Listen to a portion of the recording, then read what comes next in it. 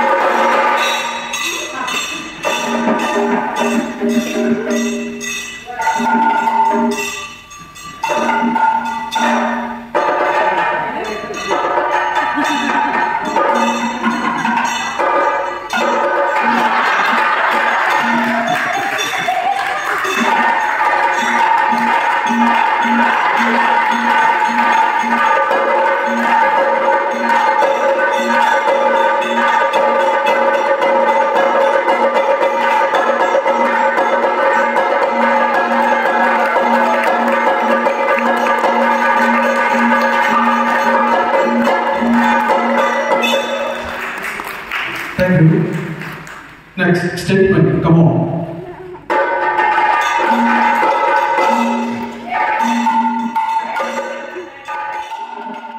অনুষ্ঠান শেষ হওয়ার পরে অনেকেই ওনাদের সাথে দেখা করতে স্টেজে আসছিলেন এবং যারা আসছিলেন তারা এই শিল্পীদের হাতে সাম্মানিক তুলে দিচ্ছিলেন, আমরাও দিয়েছি।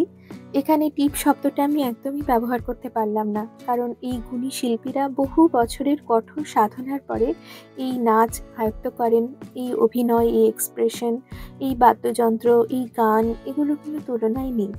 পুরো অনুষ্ঠানটা তো তুলে ধরতে পারলাম না, এটা অনেক বড় একটা অনুষ্ঠান এবং আমি আশা করব যারা এর পরবর্তীকালে কেরালায় বেড়াতে যাচ্ছেন, বিভিন্ন জায়গায় বিভিন্ন পর্যটন কেন্দ্রে এই ধরনের অনুষ্ঠান এখন হচ্ছে, তারা প্লিজ টিকিট কেটে এগুলো দেখবেন। কারণ এই যে আমাদের ভারতবর্ষের ঐতিহ্যমণ্ডিত যে সমস্ত আর্ট ফর্ম, এগুলোকে যারা বাঁচিয়ে রেখেছেন, সেসব গুণী শিল্পীদের বাঁচিয়ে রাখার দায়িত্ব কিন্তু আমাদেরই। আশা করি আজকের এই ব্লগটা আপনাদের অন্যরকম লেগেছে এবং ভালো লেগেছে। বিশেষ করে মাঝখানের ওই একটা কেমন লাগলো, সৌরভও কিন্তু ভালো পারফর্ম করেছে, কি বলেন? একটু জানাবেন, তাহলে আমারও খুব ভালো লাগবে। আর সকলে খুব ভালো থাকবেন, খুব তাড়াতাড়ি আমাদের পরবর্তী ব্লগে দেখা হবে। নমস্কার।